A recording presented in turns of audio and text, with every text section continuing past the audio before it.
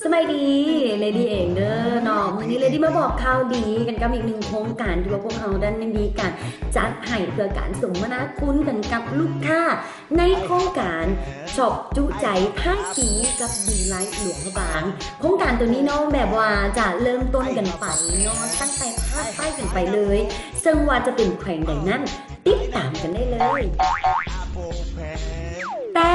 ก่อนที่จะไปรู้จักว่าเฮ้ยมันมีอย่างเดียวในโครงการนี้เนาะนั่นก็คือว่าจะได้ลดราคาสินค้าทุกๆตัวเป็น 10% เลยว่าซันจะได้จากราคาจริงนั่นเองเนาะฉะนั้นผู้ใดอย่าลืมอย่าพลาดในแต่ละแข่งที่ว่าพวกเราจะจัดนั่นแมนว่าจะเริ่ม3 มื้อติดต่อกันนั่นเองสรุปว่าจัดเต็ม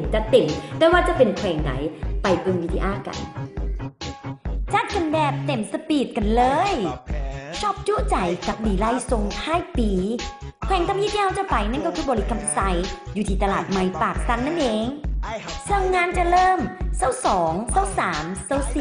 4สินค้าทุกๆโตลด 10% เลยเด้อ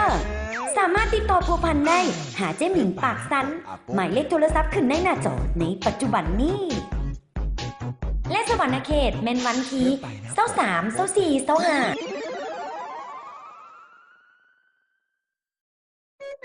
สำหรับสวรรณเขตเขาจะจัดอยู่2 สถานที่ 1. ห้านยูเซโนห้านขายคำนางมิก 2. ห้านนางมอมห้านแลกเงินข้างโรงแรมสุรินทร์สุขใกล้กับตลาดสวรรค์ไซ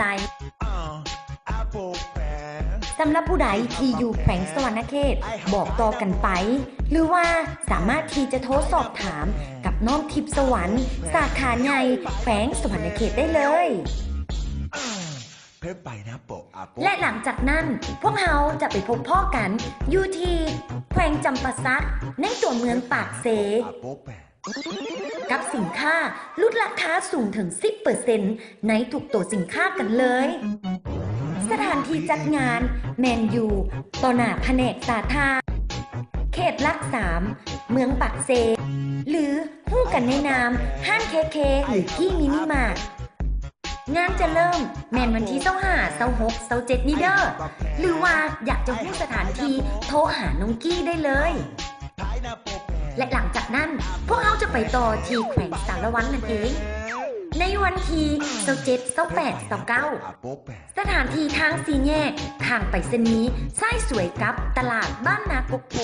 ตลาดสารวัตรหรือซื้อห้างนางคงสวรรค์ขึ้นป้ายดีไล่หลวงพระบางใหญ่ๆนี่ละเด้อหรือโทรไปหาน้องหลักสอบถามเบิ่งก่อนก็ได้และเจอกันเด้อ